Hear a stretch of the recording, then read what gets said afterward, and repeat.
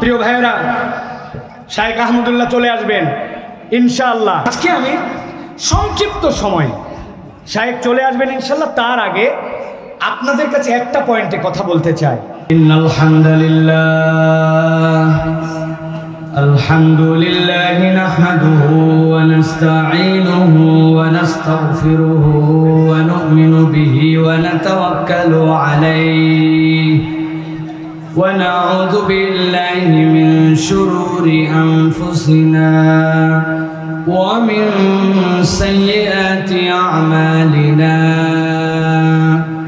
من يهد الله فلا مضل له ومن يضلل فلا هادي له وأشهد أن لا إله إلا الله وحده لا شريك له وأشهد أن سيدنا وحبيبنا وطبيب قلوبنا محمد الذي أرسله بالحق بشيرا ونذيرا وداعيا إلى الله بإذنه وسراجا منيرا. فقد قال الله سبحانه وتعالى في كلامه المجيد وفي فرقان الحميد. أعوذ بالله من الشيطان الرجيم. بسم الله الرحمن الرحيم. إن الذين كفروا بالذكر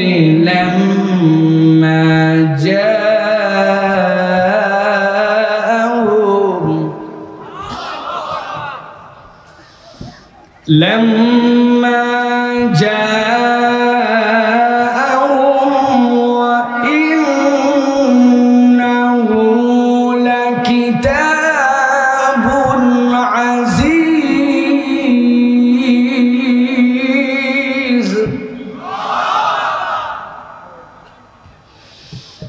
لا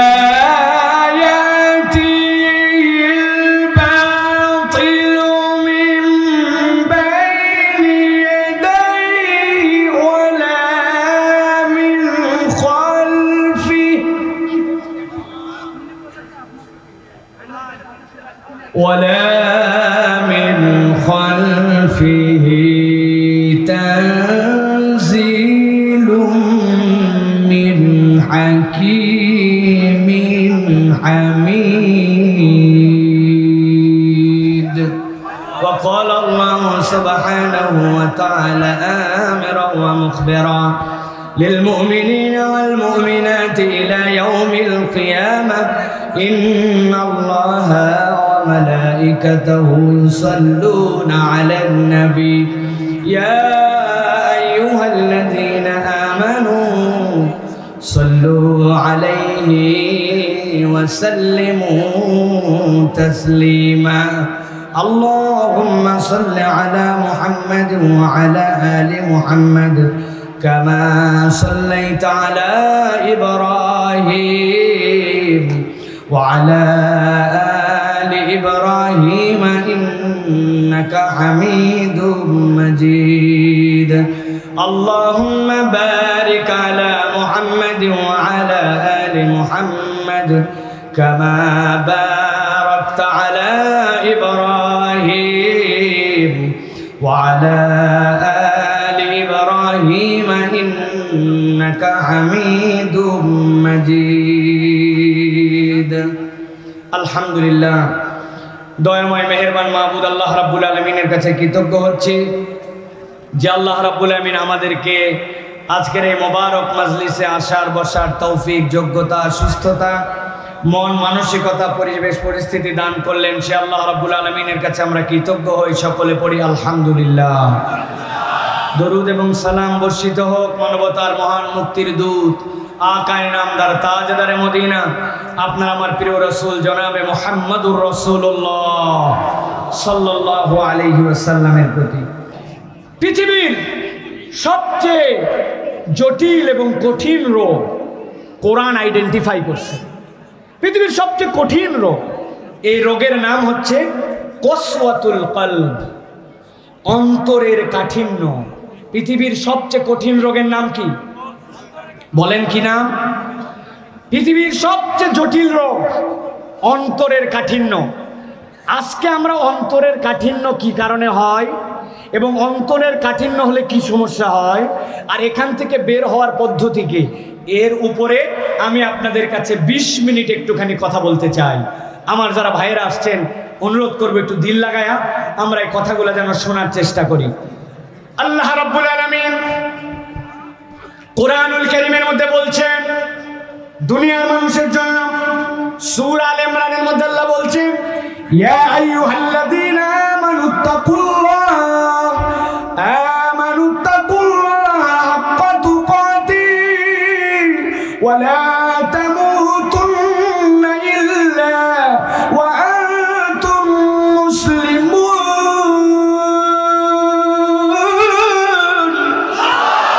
আমার আল্লাহ রাব্বুল আলামিন বলছেন, ও দুনিয়ার মানুষ, আমি আল্লাহ রাব্বুল আলামিন যাবতীয় সৃষ্টি যারা, আমার সৃষ্টিগুলাকে আমি ইনসান বলেছি, আমার সৃষ্টিগুলাকে আমি মানুষ বলে সম্বোধন করেছি। কিন্তু আল্লাহ যখন ডাক দিয়ে বলেন ইয়া আইয়ুহাল্লাযীনা আমানু, কাকে বলেন? আল্লাহ হৃদয় দিয়ে অনুভব করেন। আপনি যখন অনুভব করবেন আমি একজন ঈমানদার, আমি আল্লাহর কাছে স্বীকার করে ঈমানের দাবিতে আছি, আপনি হৃদয় দিয়ে অনুভব করে নেবেন। আল্লাহ যখন বলেন ইয়া আইয়ুহাল্লাযীনা আমানু, আল্লাহ আর কাউকে বলেন নাই, আল্লাহ তার আদরের বান্দা প্রতিটা ঈমানদার আর সেই ঈমানের দাবিদার হিসেবে যেন আমাকে ডাক দিয়ে বলতেছেন, ও সাইফুল্লাহ তুমি না ঈমানের দাবি করছো, ও আব্দুল্লাহ, ও আব্দুর রহমান, ও মাসুদ তুমি যে ঈমানের দাবি করছো, আমি আল্লাহ তোমাকে আদর করে ডাক দিয়ে বলছি ইয়া আইয়ুহাল্লাযীনা আমানু। আল্লাহ বলছেন আমি তাদেরকে ঈমানের ডাক দিলাম, আমি তাদের জন্য একটা দায়িত্ব দিলাম, আমানুত্তাকুল্লাহ হাক্কা তুকাতিহি ওয়া লা তামুতুন্না ইল্লা ওয়া আনতুম মুসলিমুন।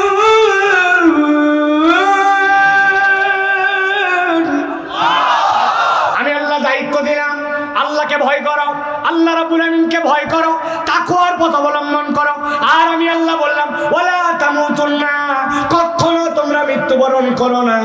আল্লাহর জন্য তামুতুন্না নুনের উপরে সকিলা লাগে না, কিন্তু আল্লাহ বলছেন কখনোই যেন তোমার এই অবস্থা না হয় যে তোমার মরণ হয়ে গেছে আর তোমার ঈমান তোমার সাথে ছিল না। আল্লাহ রাব্বুল আলামিন বলছেন তোমার দায়িত্ব দিলাম, ঈমান আনার পরে ওই ঈমানের দাবিতে মুসলমান হয়ে তুমি আল্লাহ রাব্বুল আলামিনের কাছে সমর্পিত হও। এখন জিজ্ঞাসা, আল্লাহ রাব্বুল আলামিন আমাদেরকে মুসলমান হতে বললেন, কিন্তু আল্লাহ রাব্বুল আলামিন কেন এই কথা বললেন? আল্লাহ কোরআনে নিজে আয়াতের তাফসীর করেছেন অন্য আয়াতে কারিমার মধ্যে। আল্লাহ বুঝাতে চান তোমাকে যে আমি মুসলমান হয়ে মরতে বললাম, ও বান্দা দুনিয়াতে তোমার টাকা থাকতে পারে, বাড়ি থাকতে পারে, গাড়ি থাকতে পারে, অনেক সম্পদ তোমার থাকতে পারে, কিন্তু এমন একদিন আল্লাহর সামনে আসবে, ওই দিন আল্লাহর সামনে এগুলা পাওয়ার কাজ দিবে না। 4 বার পর পর আমার সাথে বিরাট বড় বাহিনী আছে, ব্যালিস্টিক ক্ষেপণাস্ত্র, দুনিয়ার সব ক্ষমতা আমার আল্লাহ বলছে ইয়াউমা লা ইয়ানফাউ মালু ওয়ালা বানুন ইল্লা মান আতাল্লাহ বিকলবিন সালিম। এই দুনিয়ার মানুষ, আল্লাহর সামনে যেদিন তুমি হাজির হবে, ইয়াউমা লা ইয়ানফাউ মালু ওয়ালা বানুন, ওই দিন তোমার সম্পদ কাজ দিবে না, ওই দিন তোমার পাওয়ার কাজ দিবে না, ইল্লা মান আতাল্লাহ বিকলবিন সালিম। ওই দিন আল্লাহর কাছে তুমি মুসলমান হিসেবে না আসলে ওই দিন তোমার কোনো দাম নাই। এখন কথা হচ্ছে মুসলমান কি দিয়া হয়? দাড়ি রাখছে, জুব্বা আছে, বিরাট বড় অবস্থা, বাহ্যিক চলাফেরায় মনে হচ্ছে মুসলমান মুসলমান, কিন্তু অনেক সময় তো মুসলমানের সাথে তালগোল পাকায় ফেলে আমরা।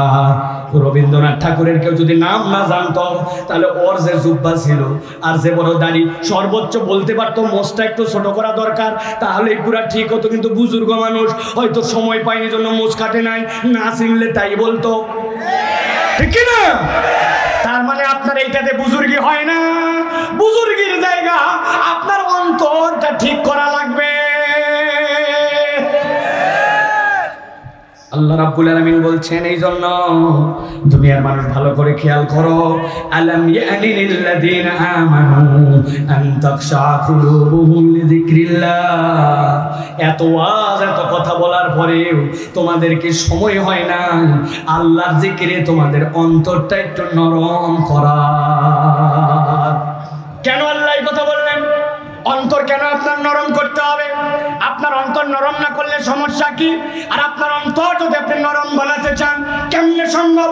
আল্লাহ রাব্বুল আলামিন উদাহরণ দিয়েছেন, দুনিয়ার মানুষ অন্তর যদি কারো বিগড়ায় যায় দুনিয়ার তার সব বিগড়ায় যায়। আমার নবী বলেছেন, ইজা সলুহা সলুহাল জাসাদু কুল্লু ওয়া ইজা ফাসাদাত ফাসাদাল জাসাদু কুল্লু। আপনার অন্তর ঠিক তো সব ঠিক, অন্তর ঠিক নয় তো কোনো কিছুই ঠিক না। গভীর মনোযোগে একটা উদাহরণ মাথার মধ্যে নিয়ে নেবেন। জান্নাতে যদি আমরা যেতে চাই, জান্নাতে যাওয়ার জন্য আমাদের এক নম্বর যেটা দায়িত্ব সেটা হচ্ছে অন্তরের একটা ফিটনেস সার্টিফিকেট লাগে। কি লাগে? পত্রিকার মধ্যে বিজ্ঞাপন আসছে, সেনাবাহিনীতে সেকেন্ড লেফটেন্যান্টের লোক নেওয়া হবে। আপনি যদি সৈনিক হিসাবে ঢোকেন আপনার সর্বোচ্চ কোন পর্যন্ত ওয়ারেন্ট অফিসারের পরে আর পদ হয় না, কিন্তু সেকেন্ড লেফটেন্যান্ট দিয়ে যদি যান তাহলে আপনার কমিশন হতে হতে তিনটা শর্ত, উভয়টাতে এসএসসি এইচএসসিতে সেকেন্ড ডিভিশন, 2 নম্বরে 6 ফিট লম্বা, 3 নম্বর কোনো রকম থানাতে তার নামে ফৌজদারি মামলা থাকা চলবে না, আর 4 নম্বর শর্ত তার জন্য ওই ছেলেটাকে শারীরিকভাবে ফিট হতে হবে। আপনার গ্রামের এক ছেলে লাফ দিয়ে উঠছে এটা দেখে, বেটা আমি 6 ফিট লম্বা, উভয়টাতে গোল্ডেন এ প্লাস, থানাতে আমার কোনো ক্লেম নাই, আবেদন জমা দিয়ে দিছে। আবেদন যখন রিপ্লাই তার কাছে আসছে অমুক তারিখে ঢাকা ক্যান্টনমেন্টে যাবে, ওই ছেলে তো আনন্দে বগল বাজাতে বাজাতে কাগজপত্র সব নিয়ে চলে গেছে। যাওয়ার পরে বলছে সার্টিফিকেট দেখে বলছে, আরে চাইছিলাম সেকেন্ড ডিভিশন, তোর তো উভয়টাতে গোল্ডেন এ প্লাস। ওকে, থানা ক্লিয়ারেন্স, বাপ দাদার বংশে কারো কোনো রকম এরকম কোনো ফৌজদারি মামলা নাই। ওকে, এবার হাইট মাপো। ও গেছে, যাওয়ার পরে বলছে, বেটা চাইছি 5 ফিট 6 ইঞ্চি, আর তুই বেটা 6 ফিট নিচ দিয়ে যা। ওকে নিচ দিয়ে বার করছে, খালিগা হও। খালিগা করার পরে এবার বলছে সামনে দিকে 2টা হাত সোজা করে দিয়া সোজা হয়ে দাঁড়াও। ওই ছেলে এবার সামনে দিকে 2 হাত সোজা করছে, ডান হাতটা সোজা, বাম হাতটা অল্প একটুখানি বেঁকা। ওকে যে ইনস্ট্রাক্টর বলছে, বেক কল কোথাকার, বাম হাত সোজা কর। বলছে, স্যার জন্মের থেকে আমার বাম হাতটার 4 আঙ্গুল একটু বাঁকা। বুঝে থাকলে বলে উভয়টাতে গোল্ডেন এ প্লাস, 6 ফিট লম্বা, থানা ক্লিয়ারেন্স আছে, কিন্তু বাম হাতটা যদি একটুখানি বাঁকা হয় ওই ছেলেটাকে কি ওই সেনাবাহিনীর কমিশন র্যাঙ্কে চান্স দিবে? যারা বললেন না তারা আমার উপর রাগ করে আছেন, সেনাবাহিনীর উপরে রাগ, তো কথা বললেন না যে ওই ছেলেকে কি চান্স দিবে? আমার আল্লাহ রাব্বুল আলামিন কোরআনে কি বলছেন খেয়াল করেন। আল্লাহ বলছেন, কুল ইয়া আইয়ুহান নাস ক্বাদ জাআতকুম মাউইযাতুম মির রাব্বিকুম ওয়া শিফাউল লিমা ফিস সুদুর ওয়া হুদাও ওয়া রাহমাতুল লিল মুমিনিন। আমার আল্লাহ বলছেন, দুনিয়ার মানুষ, দুনিয়ার ইমানদার নয়, দুনিয়ার মানুষ। এখানে বলছেন ইয়া আইয়ুহাল্লাযিনা আমানু, ওখানে বলছেন কুল ইয়া আইয়ুহান নাস। দুনিয়ার যত মানুষ, ক্বাদ জাআতকুম মাউইযাতুম মির রাব্বিকুম, আল্লাহর পক্ষ থেকে তোমার কাছে একটা প্রেসক্রিপশন আসছে। মাউইযা মানে প্রেসক্রিপশন, বুঝেন নাই? ডাক্তার দেখাতে গেছেন, প্রেসক্রিপশনের এই পাশে আপনার জন্য রোগ বৃত্তান্ত লিখে রাখছে, কি কি রোগ, আপনার প্রেসার কত, আপনার জন্য কি কি পরীক্ষা, তার রিপোর্ট কি, আর এই পাশে লিখে দিয়েছে মেডিসিন। মেডিসিন তো দেখেছেন কিন্তু চারটা বিষয় যে লেখা থাকে ওই জায়গায় পাওয়ার কত, ওই জায়গায় লেখা আছে আপনার জন্য ওষুধটা কয়দিন খাবেন, খাওয়ার আগে না পরে, আর এই ডোজটা কতদিন চলবে। আল্লাহ বলছেন এক্স্যাক্টলি কোরআন এই কাজই করবে। বান্দা কোন দিকে যাবে, কোথায় যাবি আর কোথায় যাবি না, কোরআনের কাছে তোকে সমর্পণ করে দিলে আল্লাহ তোর রোগ নির্ণয় করে করে বান্দা তোর যাবতীয় রোগ দূর করে দিবে। তবে সব রোগের কাজ করলে স্পেশাল রোগ আছে বান্দার। কি রোগ? দুনিয়ার সবচেয়ে কঠিন রোগ কসওয়াতুল কলব। আল্লাহ বলছেন অন্তরের কাঠিন্য দূর করো। আল্লাহ বলছেন শিফাউল লিমা ফিস সুদূর। তোমার অন্তর যদি শুধরাতে চাও কোরআনুল কারীমের কোনো ব্যতিক্রম নাই। ওয়াহুদাউ ওয়া রাহমাতুল লিল মুমিনিন। উদার ব্যাখ্যা আমি আমার মতো একটু বোঝানোর জন্য বলি, এটা কোনো তাফসীর থেকে বলছি না। এই গ্রামের মুরব্বী যারা আছেন, এই মুরব্বীরা শোনেন, আগে আমাদের বাড়ির মধ্যে ইলেকট্রিক লাইট যখন প্রথম আসছিল, বাড়িতে একটা মেন সুইচের পাশে কাট আউট থাকতো। কাট আউট থাকতো না? কাট আউট ঘরের কোনায়। সব বাড়িতে কারেন্ট আছে, আপনার বাড়িতে কারেন্ট নাই। হঠাৎ করে চিন্তা করছেন কি ব্যাপার, কারেন্ট নাই কেন রে? খেয়াল করে দেখে কাট আউট খুলে বের করছে, হায় হায় ভিতরে কাটা। বলছে ডয়ের থেকে তার বের কর, দাঁত দিয়ে ছিলে আস্তে করে টাইট দিয়া বেটাকে বলছে টর্চ ধরবি, আমি কিন্তু কাট আউট লাগাচ্ছি, ভিতরে নখ গেলে বিপদ আছে না। লাগাতে গেছে কাট আউট। দুনিয়ার মশা ঘরের মধ্যে, এক মশা এসে হাতের মধ্যে ওই ছেলের কামড় দিয়েছে, টর্চ কিন্তু ধরা। বাম হাত দিয়ে বাড়ি মারছে, টর্চ গেছে নড়ে। বাপ বলছে ব্যাক কর, বলছে আব্বা মশা, বলছে ব্যাক কর। এক মশা মারতেছিস, এখনই নখ দিয়েছিলাম, আমি তোর বাপ গেছিল, ঠিক কিনা? আর একটা লাইট আছে আপনার এলাকার দাঁতের ডাক্তার, কানের ডাক্তার, তার কাছে যাবেন। যাওয়ার পরে দেখবেন কপালের মধ্যে এরকম করে লাগানো, অপারেশন করতে যাবে যখন কাউরে ধরানো লাগে না, ওর চোখ যেখানে লাইট সেখানে।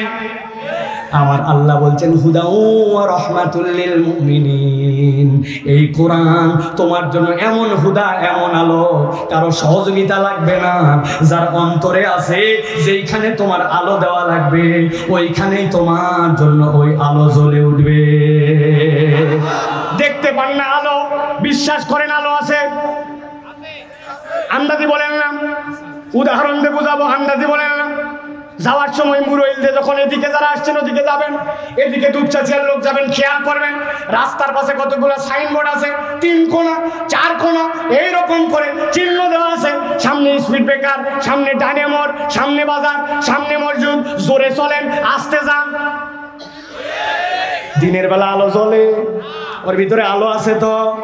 রিফ্লেক্টার স্টিকার, যখন আলো নাই তখন পড়া মাত্র ওর ভিতর থেকে আপনি রাত্রেবেলা মোটরসাইকেলের আলো পড়তে দেরি, শক শক করতে দেরি না।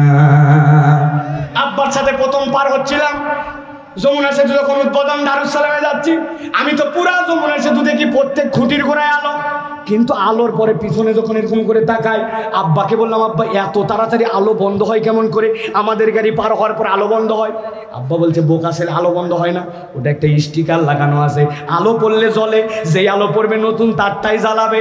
ভালো করে বোঝেন, কোরআন হচ্ছে আপনার জন্য হুদা। একবার যদি অন্তরে ধারণ করেন, এমন আলো জ্বলবে, দুনিয়ায় আলো, কবরে আলো, ওই পরকালেও আলো। সুবহানাল্লাহ। তাহলে দুনিয়ার সবচেয়ে কঠিন রোগ, রোগের নাম হচ্ছে অন্তরের কাঠিন্য। প্রিয় ভাইরা, অন্তর কেমন কঠিন হতে পারে আল্লাহ উদাহরণ দিয়েছেন। সংক্ষেপ, আমি একটু তাড়াহুড়া করতেছি, কেননা শাইখ আহমদুল্লাহ এখনই চলে আসবেন, আমি যেন কথাগুলো আপনাদের কাছে ডেলিভারি দিয়ে দিতে পারি। অন্তর কেমন কঠিন হতে পারে একটা উদাহরণ দেখেন। আল্লাহ ফেরাউনের উদাহরণ দিয়েছেন। এই ফেরাউনের কওম মুসা আলাইহিস সালাম তাদের পুরুষদেরকে মেরে ফেলে, তাদেরকে দাস বানায় রাখছে, তাদেরকে কোনো রকম স্বাধীন তাদেরকে চলতে দেয় না। যত ফেরাউনের নিকৃষ্ট কাজ যেগুলো আছে, কষ্টের কাজ, সব ওই মুসা আলাইহিস সালামের কওমের লোকদেরকে করা হয়। আল্লাহ ওই ফেরাউনের কওমকে মুক্ত করে দিলেন। কেমন মুক্ত? 12টা রাস্তা বানায় পার করে দিলেন।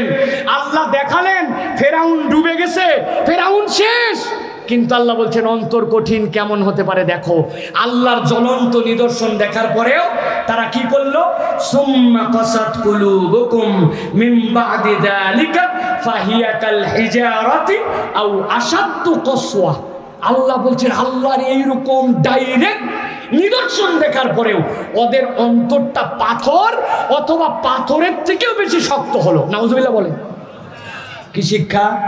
আল্লাহর নিদর্শন, আমাকে ঈমান পেয়ে গেছি, আমি মুসলমানের ঘরে চলে আসছি, আল্লাহর রহমতে নামাজ পড়ি, এইটুকুতেই এইরকম ইনশিওর করা যাবে না যে আমার অন্তরের কাঠিন্য আসে নাই। কেননা ওরা সচক্ষে দেখছে সমুদ্রের নিচ দিয়ে রাস্তা হয়ে গেছে, ফিরআউনকে আল্লাহ ডুবায়ে ফেলছে, আল্লাহ রাব্বুল আমিনের স্পষ্ট নিদর্শন, আসমান থেকে তাদের প্রতি খাবার আসছে, তারপরেও তাদের অন্তরকে আল্লাহ বলছেন এমন কঠিন হলো কাল হিজারা আও আসাদ্দ কসওয়া।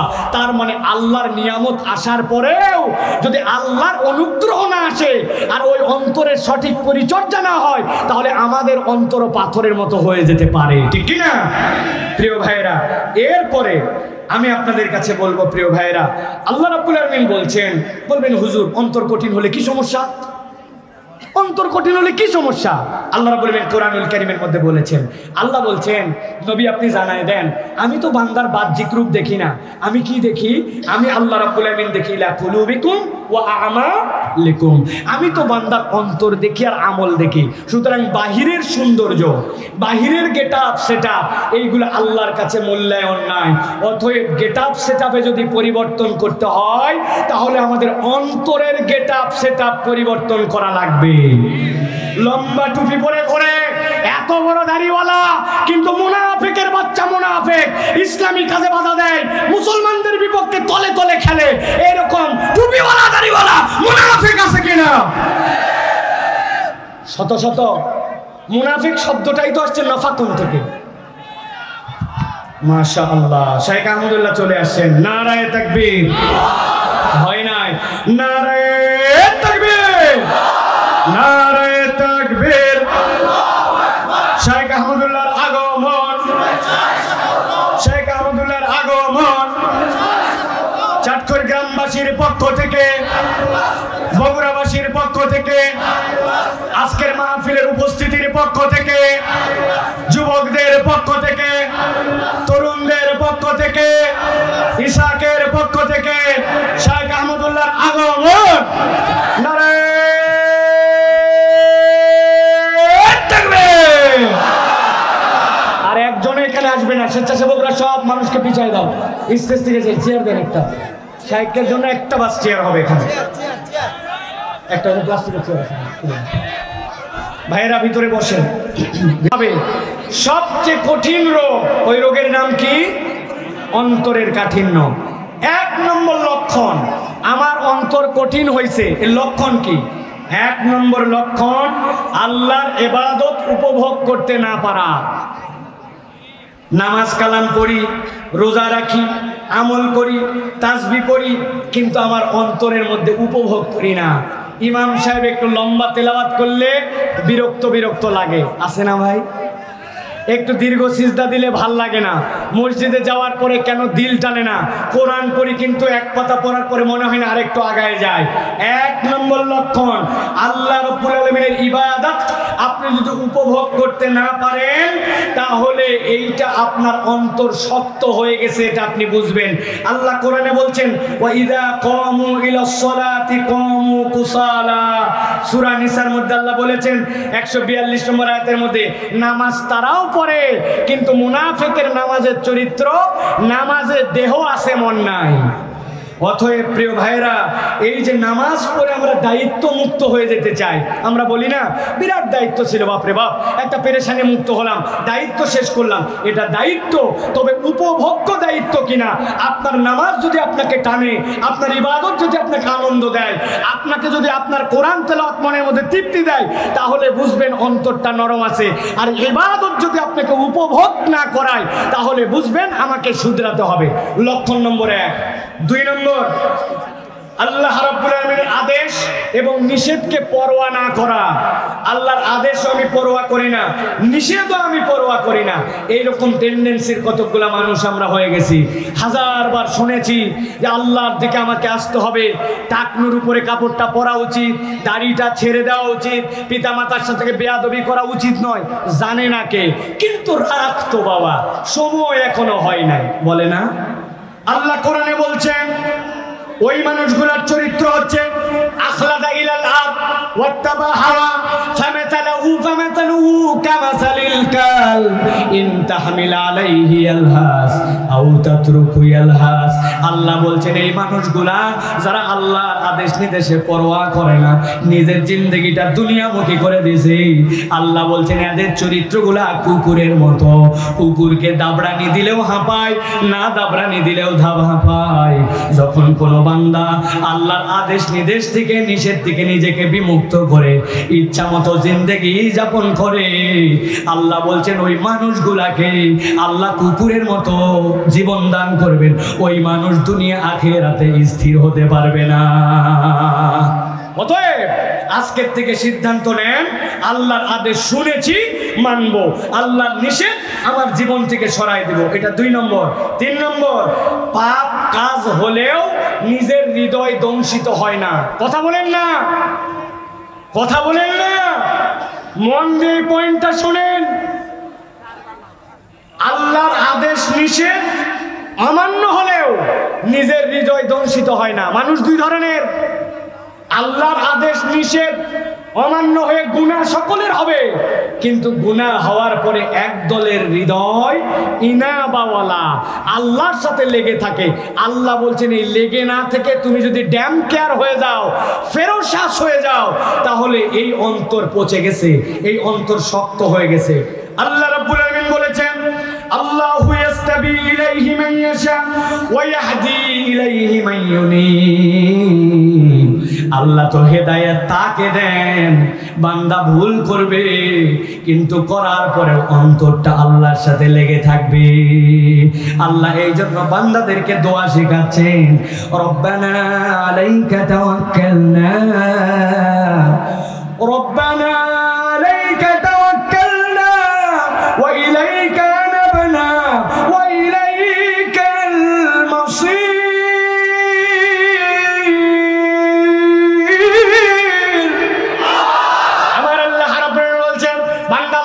বলো তোমার অন্তর যেন একবার আল্লাহ থেকে বিমুক্ত না হয়ে যায়। রব্বানা আলাইকা তাওয়াক্কালনা, রব আমি আপনার উপরেই ভরসা করি, ওয়া ইলাইকা আনাবনা, গুনার শেষ নাই কিন্তু আপনার সাথে আমার অন্তরটা ইনাবাওয়ালা, আপনার সাথে আমার দিলকে জুড়ায় রাখি, ওয়া ইলাইকাল মাসির। আর সাহায্য যদি চাই একমাত্র আপনার কাছেই চাই। অতএব কখনো অপরাধ করার পরে এই চিন্তা মনে আনা যাবে না, যদি এসে যায় অপরাধ আপনার অনুভূতি জাগ্রত করে না, গুনার পরে গুনাহ করতেছে এটা আমার আমলের মধ্যেই নাই, ধর্তব্যের মধ্যে নাই, গায়ে বাঁধে না, চিন্তায় আসে না, অন্তর শেষ। উপরের দাড়ি টুপি পাগড়ি এইগুলো আপনার জন্য তখন বুমেরাং হয়ে যাবে। 4 নম্বর, অন্য মানুষের ব্যাপারে উদ্বিগ্নতা। আপনার অন্য মানুষের ব্যাপারে যদি দিলে আপনার উদ্বেগ না থাকে, কোনো একটা দরিদ্র, কোনো একটা দুর্বল উম্মার চিন্তা, আরে রাত তো ফিলিস্তিন, প্রত্যেক দিন ফিলিস্তিন ফিলিস্তিন নিয়ে এত চিন্তা করে লাভ আছে নাকি? আপনার অন্তর শক্ত হয়ে গেছে। আপনার অন্তর যদি উম্মার প্রেম না থাকে, আপনার অন্তর তাহলে ডাক্তারির মধ্যে নিয়ে আসতে হবে, আপনার অন্তরকে শুধরাতে হবে। অতএব আপনার অন্তরে অপরের জন্য চিন্তা থাকবে, আমার ওই ভাইটা যেন কল্যাণের দিকে আছে, সেও যেন আমার সাথে জান্নাতে যায়। এই চেতনা যদি বাজায় দেখবেন অন্তরে থাকে, অন্তরটা নরম আছে, আর অপরকে নিয়ে আপনার মন কাঁদে না, আপনার অন্তর তাহলে ঠিক না। সর্বশেষ 5 নম্বরে আল্লাহ রাব্বুল আমিন বলছেন সবচেয়ে ভয়ঙ্কর অন্তর, যেই অন্তর অবরুদ্ধ এবং মোহরাঙ্কিত। আল্লাহ আমাদেরকে মাফ করে, বলেন আল্লাহুম্মা আমিন। আল্লাহ বলছেন খাতামাল্লাহু আলা কুলুবিহিম ওয়া আলা সামঈহিম। ওই অন্তরের উপরে এমন মোহর পড়ে গেছে, স্বয়ং মুহাম্মদ সাল্লাল্লাহু আলাইহি সাল্লাম পাশে, তারপরেও ঈমান আনতে পারে নাই। আছে না ভাই? মসজিদ পাশেই দোকান সাইফুলের, ওই জায়গায় ক্যারাম বোর্ড খেলে, আর এই মসজিদ আজান হয়, নামাজ পড়তে আছে না। এইরকম কতগুলা অন্তর পুড়ে যাওয়া লোক আছে। রাগ হলেন আপনারা? ওদেরকে শুধরাতে হবে। আল্লাহ রাব্বুল আমিন বলছেন খবরদার একটা জায়গা থেকে তোমরা যেন চলে যায় না। ওয়ামান আ'রাদা আন যিকরি ফাইন্না লাহু মাঈশাতান দানকা ওয়া নাহশুরুহু ইয়াওমাল কিয়ামাতি আ'মা।